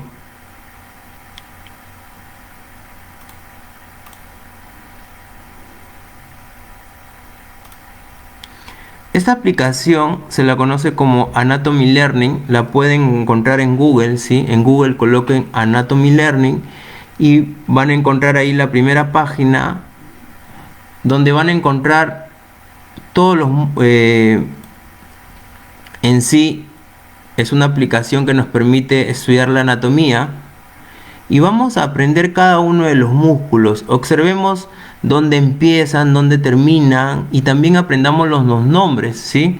Para que nos pueda quedar claro dónde podemos encontrar, dónde encontramos tal músculo, cómo se encuentran, dónde está su origen, dónde está su inserción y en qué parte encontramos cada uno de estos músculos, ¿sí? De nuestro cuerpo. Empecemos primero con los músculos del tronco. Observemos aquí la espalda. Por ejemplo, acá podemos ver en la espalda tenemos músculos superficiales, músculos intermedios y músculos profundos. Es decir, si yo saco estos músculos voy a encontrar por debajo más músculos. Si yo saco los músculos que están por debajo vamos a encontrar más músculos todavía. Entonces eso tiene que quedar claro que nosotros tenemos músculos en alguna de las partes corporales superficiales, intermedios y profundos, ¿sí? Entonces estudiamos primero los músculos del tronco, ¿sí? A este músculo de acá se le conoce como trapecio. Empieza en la parte occipital del cráneo, toda esta parte es la parte occipital del cráneo y su origen se da en la parte occipital, llega hacia, como lo vemos acá, hacia las apófisis espinosas, que son las puntitas de las vértebras, las apófisis espinosa número 12, ¿sí? Todo esto es su origen, y su inserción de este músculo se da en la espina de la escápula. Como ya hablamos, esta parte aquí se le conoce como espina de la escápula. Llega al acromion y llega también a la parte, al tercio lateral, ¿sí?, de la clavícula. ¿Por qué digo yo tercio lateral? Porque todo esto es la clavícula. Tenemos un tercio medial, que es esta parte de aquí, un tercio intermedio y un tercio lateral. Está dividido este hueso en tres, ¿no? Si lo divides en tres, esa es la parte del tercio lateral de la clavícula, tercio medio, y este es tercio medial, ¿sí? Y entonces ahí tenemos a este músculo trapecio. La parte superior del músculo trapecio genera que las escápulas se elevan. Cuando yo elevo las escápulas, contraigo a la parte superior del trapecio. Cuando yo junto las escápulas, es decir, cuando las llevo hacia atrás, es decir, retraigo las escápulas, contraigo la parte media del trapecio. Y cuando desciendo las escápulas, contraigo más a las fibras inferiores del trapecio. Entonces aquí tenemos al músculo trapecio. Otro músculo superficial del tronco, ¿sí?, estamos primero en los músculos superficiales, es el dorsal ancho. Ese es el famoso dorsal ancho, ¿sí? En los gimnasios muchos los conocen como las alas del tronco, ¿sí? ¿Sí? Entonces a estos músculos se lo conocen como dorsal ancho. Este músculo inicia aquí en la apófisis espinosa de la torácica 7, ¿sí? Se inserta en el sacro, llega hasta el coxis, como vemos aquí, llega hasta acá, ¿sí? Luego pasa por la cresta ilíaca. Este es su origen, ¿sí? Inicia desde acá, todo esto es su origen. Y se inserta, como vemos aquí, se inserta en la parte anterior del húmero, exactamente aquí. ¿Se acuerdan cuando hablamos del hueso húmero? Observamos que el hueso húmero tenía un tubérculo mayor, un tubérculo menor, y por debajo había una cresta del tubérculo menor. Y es ahí, hacia ese punto donde llega el dorsal ancho, ¿sí? Entonces el dorsal ancho inicia desde la parte posterior, ¿sí?, como lo vemos acá, y se inserta en la parte anterior del húmero, ¿correcto? La parte anterior del húmero. Muy bien. ¿Qué movimientos realiza el dorsal ancho? El dorsal ancho realiza extensión del brazo, realiza también aducción del brazo y realiza rotación interna y externa de la articulación del hombro. Si yo retiro al trapecio, retiro los dos trapecios, ¿sí?, voy a encontrar a unos músculos en un plano intermedio. Estuvimos hace un momento en un plano superficial. Ahora pasemos a un plano intermedio. Vamos a encontrar estos músculos cuadrados. ¿Se acuerdan que tenían una forma cuadrada? ¿Sí? Tiene 4 lados, miren, un lado, 2 lados, 3 lados, 4 lados. Músculos cuadrados y son paralelos, miren, las fibras son paralelas. Estos músculos cuadrados se les conocen como romboides, ¿sí? Tienen una forma de rombo también. Estos dos de aquí son conocidos como romboide menor, ¿sí? Y estos de aquí son conocidos como romboides mayor. Como podemos ver aquí, su origen se da a nivel de la parte medial de la escápula y llegan hacia las apófisis espinosas de las vértebras. Estos músculos generan retracción escapular. ¿Qué quiere decir? Que las escápulas las juntan hacia atrás. Si las escápulas, si yo las llevo hacia atrás, estoy realizando la retracción escapular. Entonces estos músculos, tanto con el trapecio medio, generan retracción escapular. Muy bien. Perfecto. Entonces ahí tenemos el plano superficial y intermedio de del tronco, ¿sí? Del tronco. Muy bien.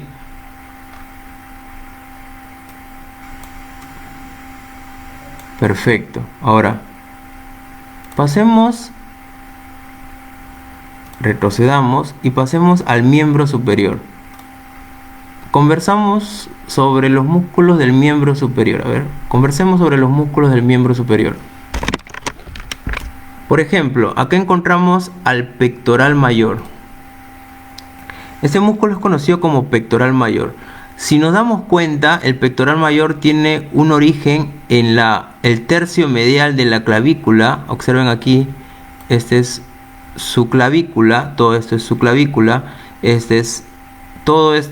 dividan a la clavícula en tres: tercio medial, tercio medio y tercio lateral, ¿sí? Entonces, el pectoral mayor se origina en el tercio medial de la clavícula. Otro punto de origen es el esternón, ¿sí? Y otro punto de origen son las costillas. Todo esto aquí es su punto de origen. Por eso es que el pectoral indican que tiene una porción superior, media e inferior, ¿sí? Si yo saco al hombro, miren, yo voy a sacar al hombro, miren hacia dónde llega el pectoral mayor.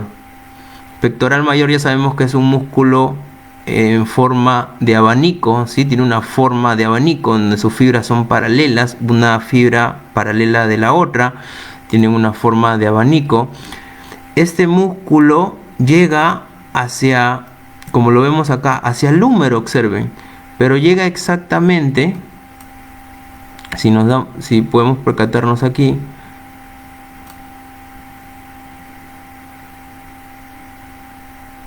voy a retirar este músculo de aquí.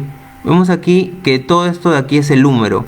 Este es el tubérculo mayor y este es el tubérculo menor del húmero.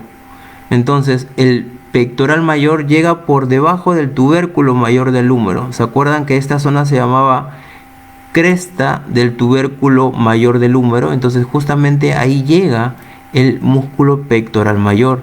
Y el músculo pectoral mayor realiza rotación interna del hombro, realiza flexión del hombro, realiza aducción del hombro. Son los movimientos principales que se genera o que genera el pectoral a nivel de la articulación del hombro, ¿sí? Son los músculos principales, son las funciones principales de este músculo. Observemos más músculos. Si yo saco al pectoral mayor para poder observarlo mejor y nos vamos al brazo, ¿sí? Observemos aquí el brazo. En el brazo, en la cara anterior, vamos a encontrar a un músculo conocido como bíceps. Es un músculo muy famoso, el bíceps. Y su nombre es bíceps y su apellido es braquial, ¿sí? Bíceps braquial. Se le conoce como bíceps porque tiene dos porciones, bíceps. Una porción larga, porque miren su tendón de aquí es un tendón largo, ¿sí? Es un tendón largo, miren, es un tendón largo. Y esta parte de aquí se le conoce como porción corta, porque el tendón es más corto, ¿sí? La porción larga se origina en la parte superior de la cavidad glenoidea. Acá podemos ver la cavidad glenoidea que está aquí, ¿sí? Y el tubérculo y la cabeza larga llega en la parte superior de la cavidad glenoidea. Y la parte superior de la cavidad glenoidea se la conoce como tubérculo supra, porque está arriba, supraglenoideo, ¿sí? Supraglenoideo.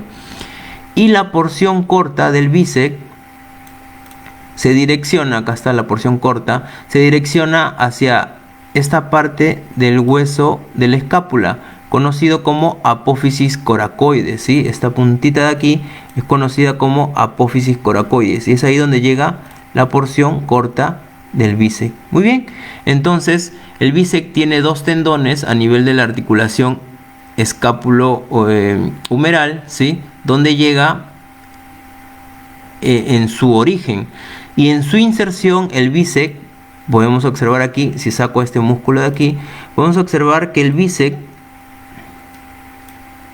llega hacia el radio, que es el hueso que está en la parte lateral del antebrazo, el radio. Ahí podemos observarlo, y esto aquí se le conoce como tuberosidad del radio, y es ahí donde llega el bíceps. Miren, acá pueden observar que llega el bíceps a nivel del tendón hacia esa zona. Muy bien. Ahora, ¿qué función cumple el bíceps?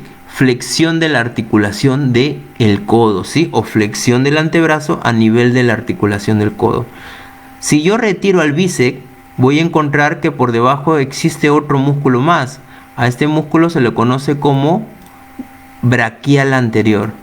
Y el braquial anterior tiene su punto de origen en la parte medio distal del húmero. Acá lo podemos ver, la parte media distal del húmero, aquí. Y su inserción se encuentra a nivel del otro huesito del antebrazo, que es el cúbito. Podemos observar aquí que el braquial anterior se inserta a nivel de la tuberosidad del cúbito. Acá está.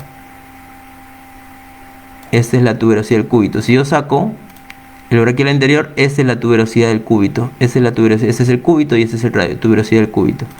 Muy bien, y ahí tenemos al músculo braquial anterior, ¿correcto?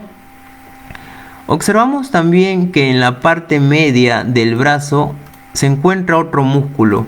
A este músculo se le conoce como coracobraquial. Coracobraquial. Observen, aquí hay otro músculo, coracobraquial.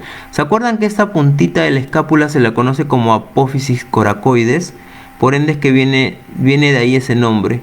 A la zona del brazo se le conoce como braquial, ¿sí? Por eso es como nace del apófisis coracoides, coraco, y llega hacia la zona del brazo, que es también conocida como braquial. Por eso se le conoce como coraco, de apófisis coracoides, braquial. Coraco braquial, apófisis coracoides, coraco braquial. Y nace su origen aquí y se inserta a nivel de la cara medial del húmero. Aquí está.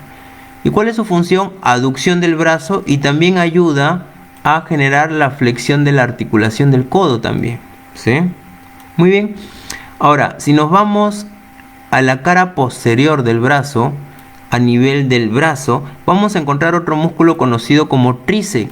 ¿Y por qué se le llama o se le conoce como tríceps? Porque el tríceps tiene 3 partes, así como el bíceps tiene 2 partes, el tríceps tiene 3 partes. El tríceps en su parte lateral tiene al vasto lateral, o también se le conoce como cara lateral, ¿sí? Y observen aquí, el tríceps siempre va a llegar a la articulación del codo. Ese es el codo, observen aquí. Eso aquí es el codo. El tríceps llega a nivel de esa zona, ¿sí? Llega a nivel de esa zona, a nivel de la articulación del codo, en su inserción. La parte lateral. Ahora, si yo me voy hacia medial, voy a encontrar a una parte conocida como cabeza larga del tríceps. El tríceps tiene 3 partes. En la parte lateral, vasto lateral o cabeza lateral. En la parte medial, la cabeza larga del tríceps. Y si yo saco la cabeza larga del tríceps, voy a encontrar por debajo, ¿sí?, una cabeza medial. Entonces el tríceps tiene 3 partes: una cabeza lateral hacia lateral, una cabeza larga hacia medial y una cabeza medial en el centro, por debajo de la cabeza larga, ¿sí? Ahora, si se dan cuenta, el músculo tríceps, tanto en la cabeza lateral como en la cabeza medial, su origen se da a nivel del hueso. Observen aquí, llega al hueso y llega al hueso aquí, ¿sí? Voy a sacar el dorsal ancho y llega al hueso aquí, miren. Todo este músculo es la cabeza medial, llega al hueso, miren. Esa es la cabeza medial. Ahorita está resaltado de blanco. Llega al hueso. Y esa también, la cabeza lateral, llega al hueso. Ahora, la cabeza larga, miren hacia dónde llegan.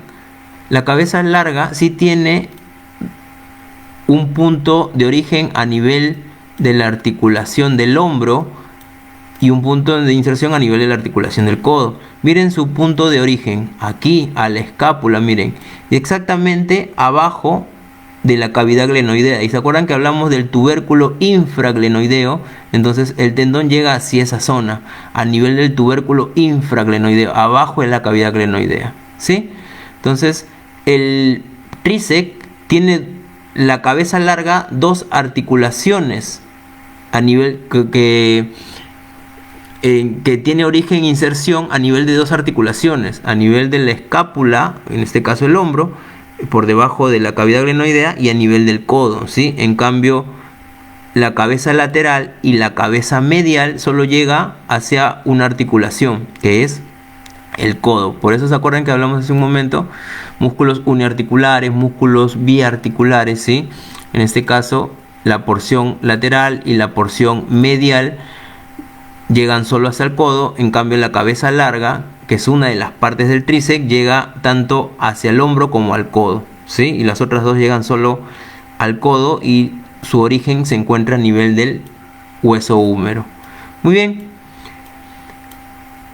Ya para terminar, veamos los otros músculos que encontramos en la cara posterior del hombro. A ver.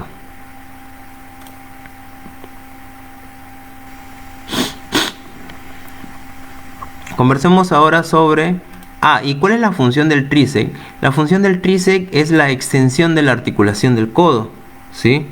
Entonces, cada vez que ustedes extiendan su codo, o técnicamente hablando, cuando extiendan su antebrazo a nivel de la articulación del codo, ustedes van a activar al tríceps, a las tres porciones, ¿sí? Tanto la cabeza larga, el vasto lateral y el vasto medial, o la cabeza medial, ¿no? Muy bien. A ver, regresemos acá. Bien. Entonces, ahora dirijámonos hacia la parte posterior del hombro, miren. Empecemos primero con el hombro. El hombro se divide en tres partes: una porción anterior, una porción lateral y una porción posterior, ¿sí? ¿Se acuerdan que tiene este músculo forma de... Es un músculo que es conocido como multipecniforme, ¿sí? Porque tiene varios fascículos, ¿sí? Entonces, este músculo tiene una porción anterior. La porción anterior realiza flexión del brazo. La porción lateral realiza abducción del brazo. Y la porción posterior realiza extensión del brazo, ¿sí? Si nosotros retiramos al hombro, vamos a encontrar que en su cara posterior del hombro encontramos a nivel de la escápula ciertos grupos musculares. Observemos, voy a sacar el dorsal ancho, voy a sacar el tríceps también, ¿sí? Voy a sacar el tríceps y observemos aquí, a nivel de la escápula, ¿sí? Esta es la escápula, todo este hueso de aquí es la escápula. Este huesito de aquí se le conoce como espina de la escápula. Por encima de la espina de la escápula vamos a encontrar al músculo supraespinoso. ¿Por qué supraespinoso? Ya sabemos, como esto se llama espina, por encima supraespinoso, ¿sí? Y observen su tendón hacia dónde llegan, hacia el tubérculo mayor, hacia la parte anterior del tubérculo mayor, el supraespinoso. El músculo que está por debajo de la espina se le conoce como infraespinoso. ¿Y hacia dónde llega? Hacia la parte media posterior del tubérculo mayor. El músculo que está por debajo del infraespinoso se le conoce como redondo menor. Este músculo se le conoce como redondo menor. ¿Y hacia dónde llega? Hacia la parte posterior, inferior del tubérculo mayor del húmero. ¿Correcto? Entonces acá tenemos a estos tres músculos de aquí: redondo menor, infraespinoso y supraespinoso.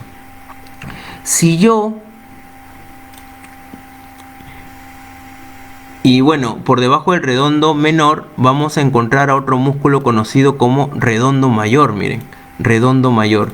Y el músculo redondo mayor ya no llega hacia el tubérculo mayor, sino llega, como lo podemos observar aquí,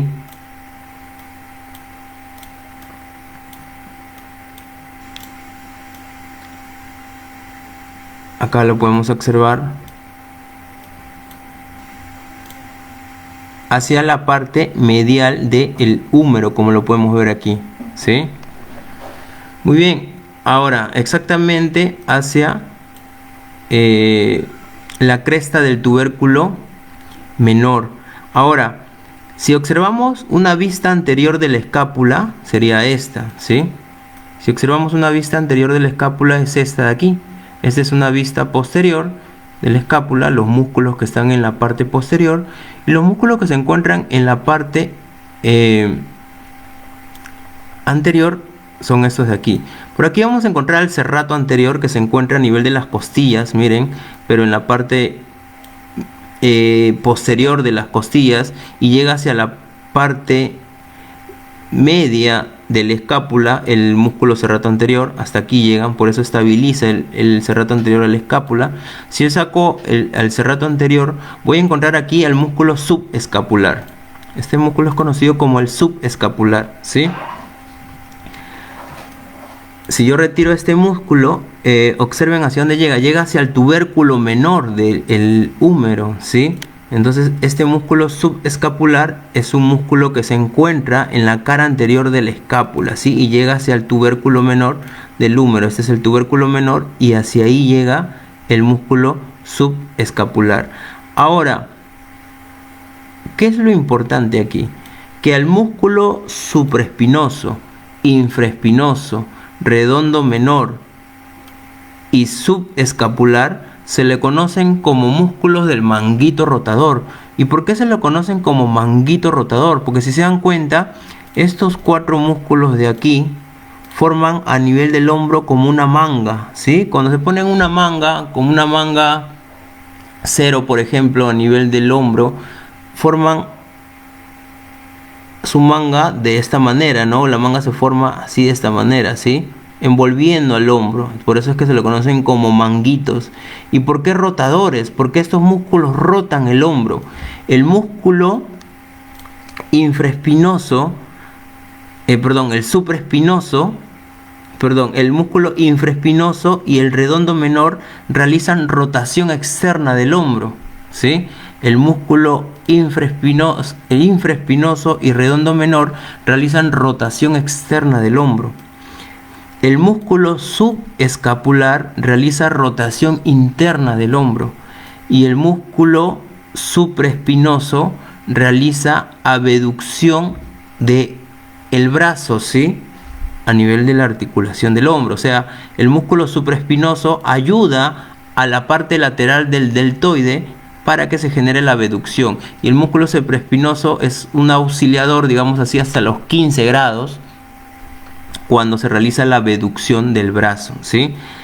Entonces, a estos cuatro músculos, redondo menor, infraespinoso, supraespinoso y subescapular, se les conocen como músculos del manguito rotador porque forman aquí una manga, como lo pueden ver, ¿sí? Y rotan, ¿sí?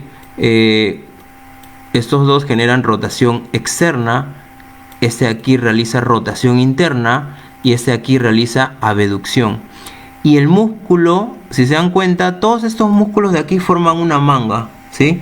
A nivel del tubérculo menor, tubérculo mayor, ¿sí? Forman una manga. Pero el único que es aislado, digamos así, que no llega hacia la parte superior del húmero, ¿sí? Es el músculo redondo mayor. Por eso es que a el redondo mayor no se le conoce como un músculo del manguito rotador, ¿sí? El redondo mayor. Pero el redondo mayor, ¿qué función hace? La misma función que el subescapular, rotación interna del hombro. Entonces, los dos rotadores internos del hombro son el subescapular y el redondo mayor, ¿sí?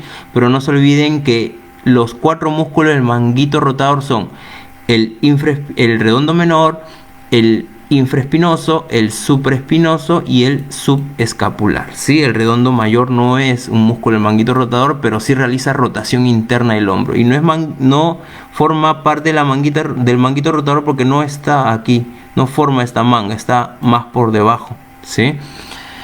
Generalmente el músculo que más inflama, ¿sí? O que más lesiones genera, sobre todo a nivel de la zona tendinosa, es este músculo de acá, el músculo supraespinoso, ¿sí?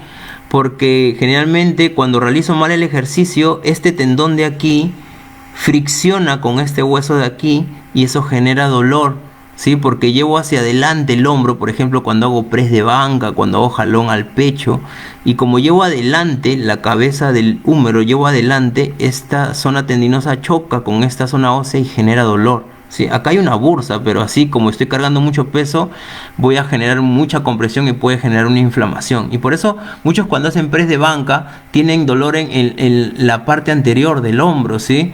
Vamos a ver más adelante cómo realizar un ejercicio adecuadamente o los jalones al pecho, el press de banca adecuadamente para que podamos evitar la inflamación a nivel de este tendón, ¿sí?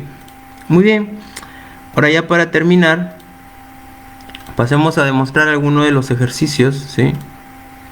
En las diapositivas.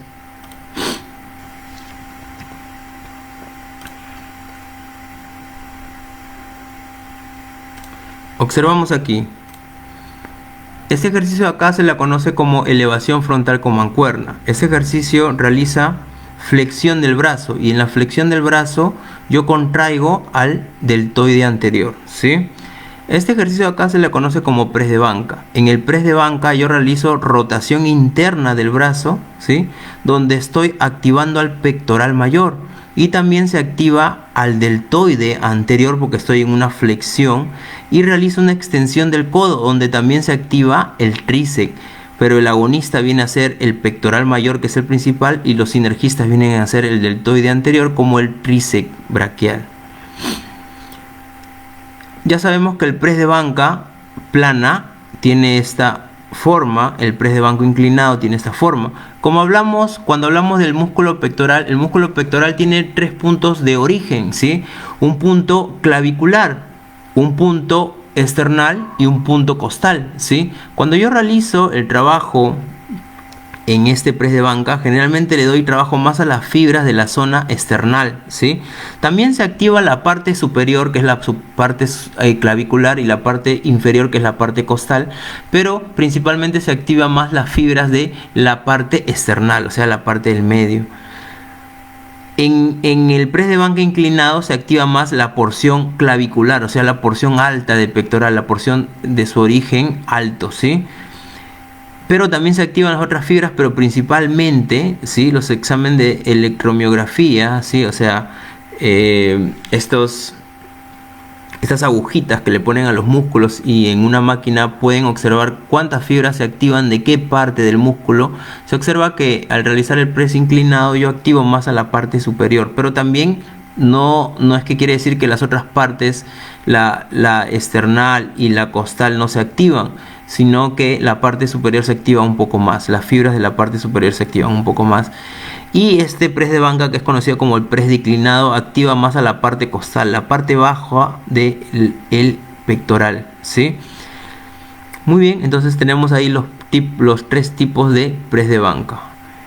Este ejercicio de acá se le conoce como pullover con mancuerna. El pullover con mancuerna genera la extensión del brazo. Si nos damos acá cuenta, acá estoy realizando la extensión del brazo. En la extensión del brazo yo estoy realizando, ¿sí? Cuando llevo la mancuerna hacia arriba estoy realizando una extensión del brazo, cuando bajo es una flexión del brazo, ¿sí? Cuando yo llevo la mancuerna hacia arriba estoy realizando una extensión del brazo, ¿sí? En la extensión del brazo voy a activar al dorsal ancho, porque es una de las funciones del dorsal ancho, extensión del brazo, ¿sí? Esta es otra extensión del brazo. A este ejercicio se le conoce como pullover en polea alta.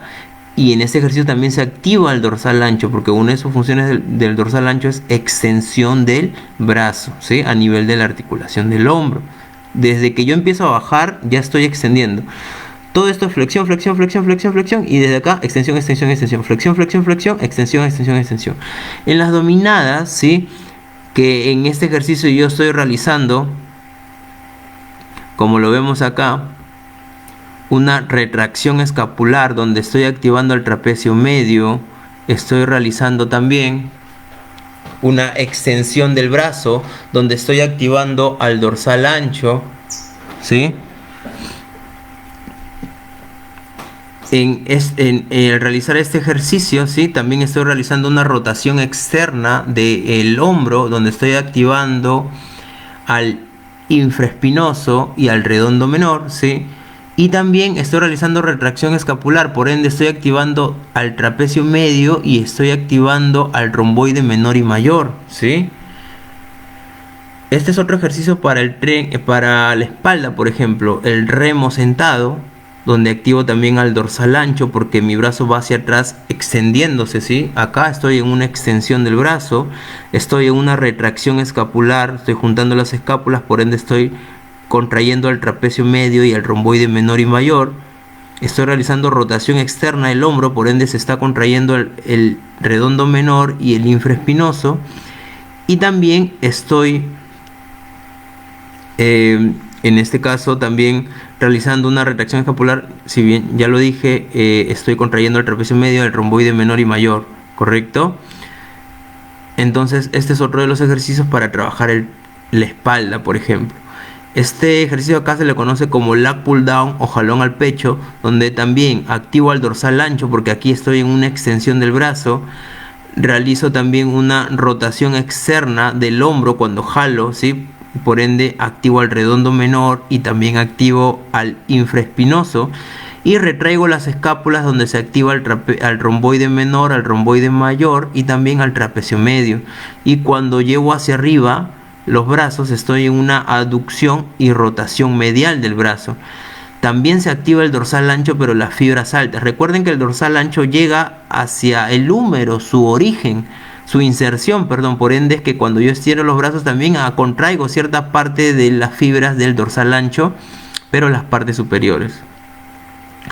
Acá encontramos a este músculo conocido como serrucho, a este ejercicio conocido como serrucho, donde se está realizando una extensión del brazo, porque lo estoy llevando hacia atrás, ¿sí? El brazo con el codo flexionado, a eso me refiero, una rotación externa, también una retracción escapular. Entonces también se activan los mismos músculos que mencionamos hace un momento.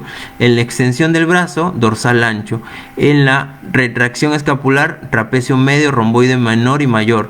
En la rotación externa del hombro, infraespinoso y redondo menor, ¿sí? A este ejercicio se le conoce como elevaciones laterales para el hombro, donde estoy activando la parte lateral del hombro. A este ejercicio se le conoce como press militar con mancuerna. Aquí le doy trabajo a dos partes del hombro. La parte anterior, porque estoy en una flexión también y estoy en una abducción también. Entonces estoy trabajando tanto la parte anterior como la parte medial del hombro en el ejercicio press militar, ¿sí? Y también en cierta proporción a la parte posterior del hombro, ¿sí? En este ejercicio. A este ejercicio se le conoce como aperturas. Este ejercicio nos sirve para trabajar el pecho, ¿sí? Como el pectoral realiza la función de rotación interna del hombro, yo al realizar este ejercicio estoy llevando las mancuernas, realizando la mayor fuerza, rotando el hombro hacia interno, ¿sí? Perdón. En este ejercicio estamos realizando la aducción, ¿sí? Del brazo a nivel de la articulación del hombro, ¿sí? Acá no estoy rotando el hombro, acá simplemente estoy aduciendo porque estoy juntando el miembro superior hacia mi línea media, ¿sí? Rotar es cuando el hombro rota, por ejemplo, en el press de banca el hombro rota, por ejemplo, en el jalón al pecho también el hombro rota, en el remo también el hombro rota, pero aquí el hombro solo se aduce, ¿sí? O el brazo se aduce a nivel de la articulación del hombro. Entonces este ejercicio de acá nos aísla al pectoral de una manera, digamos así, exige más solo al pectoral nada más, ¿sí? Pero al realizar este ejercicio no se debe extender el codo, solo se debe mantener los codos ligeramente flexionados, ¿correcto? Y en el press militar los codos van un poco más por debajo de los hombros. A este ejercicio se le conoce como crossover. En el crossover, si se dan cuenta, una pierna va adelante, la columna va un poco inclinada hacia adelante y yo realizo la aducción del brazo, ¿sí? Donde contraigo nuevamente al pectoral. No se extienden los codos como pueden ver aquí, solo se mantiene flexionada ligeramente los codos. Este ejercicio acá se le conoce como pec deck, también trabaja el brazo, también trabaja el pectoral. El brazo aquí se encuentra en una posición horizontal, ¿sí? Cuando el brazo realiza una aducción horizontal, ¿sí? Acá se encuentra en una posición horizontal y se aducen. Cuando el brazo está en una posición horizontal y aducido hacia anterior, está activando el pectoral mayor también. Este es otro ejercicio que también trabaja el pectoral mayor, conocido como fly. Siempre la flexión del codo para que no intervenga el tríceps, porque si yo extiendo el codo cuando llevo la máquina hacia adelante, voy a contraer al tríceps. A este a este ejercicio se le conoce como deltoide posterior con mancuerna parado, ¿sí? O vuelos parados también se lo conoce. Acá también se mantiene ligeramente flexionado el codo y los brazos tienen que ir hacia posterior. Acá estoy realizando una una extensión del brazo cuando el brazo se encuentra en una posición horizontal. ¿Y qué músculo activo? Principalmente al deltoide posterior, a la parte de atrás del hombro, como también activo al trapecio medio y al romboide menor y mayor, pero en mínima proporción. A este ejercicio se le conoce como deltoide posterior en polea, donde yo voy a sujetar la polea donde voy a colocar la polea arriba, ¿sí? Esta polea la voy a colocar arriba, las dos partes de la polea las coloco arriba, ¿sí? Y voy a llevar los brazos a una extensión, ¿sí? A una extensión para poder contraer al deltoide posterior. También se activa el trapecio medio y los romboides menor y mayor. Pero si yo no deseo activar estos músculos de aquí, ¿sí? El trapecio medio como el redondo menor y mayor, el romboide menor y mayor, los brazos solo deben llegar hasta la altura del hombro. No debo realizar la retracción escapular, ¿sí? Ahora, ¿se acuerdan los músculos del manguito rotador que realizaban rotación interna y externa del hombro? ¿Quién hace rotación interna y externa del hombro? La rotación interna lo realiza, hablando del manguito rotador, el infraespinoso y el redondo menor. Y la rotación externa lo realiza el redondo menor y el infraespinoso. Y la rotación interna lo realiza el subescapular, ¿sí?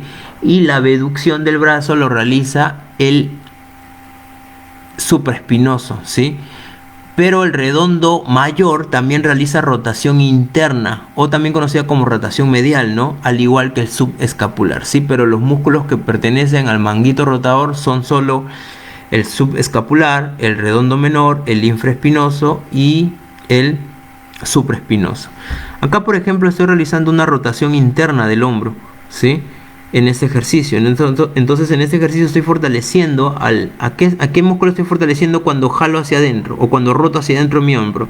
Al subescapular y al redondo mayor, ¿sí? A pesar que el redondo mayor no pertenece al manguito rotador, pero también se activa cuando realizo este movimiento. Cuando realizo, por ejemplo, la fuerza hacia el lateral, no hacia medial, sino al lateral, o sea, hago una rotación lateral o una rotación externa, estoy fortaleciendo al redondo menor y al infraespinoso, ¿correcto? ¿Sí? Muy bien.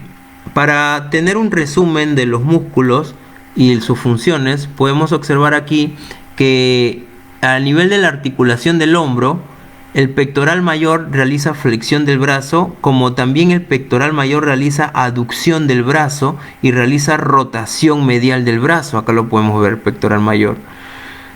¿Quién hace extensión del brazo? El dorsal ancho, ¿sí? El dorsal ancho también realiza rotación interna, ¿correcto? Ahora, ¿quién realiza la abducción del brazo? El deltoide lateral y el supraespinoso hasta los 15 grados nomás. ¿Quién realiza la aducción del brazo? Como ya lo hablamos, el pectoral mayor y el dorsal ancho también. ¿Quién realiza la rotación medial, o también conocida como rotación interna de la articulación del hombro? ¿Sí? El músculo subescapular, el redondo mayor, el pectoral mayor también realiza rotación medial y el dorsal ancho. ¿Y quién realiza rotación lateral o rotación externa de la articulación del hombro? El infraespinoso y el redondo menor. En la articulación del codo, ¿quién realiza la flexión del antebrazo? El braquial anterior y el bisebraquial. ¿Y quién realiza la extensión del antebrazo? El tríceps braquial.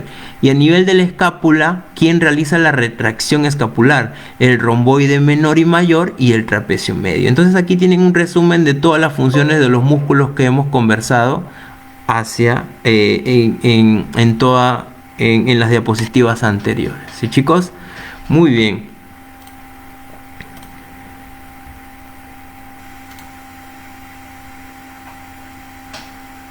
Perfecto. Muy bien.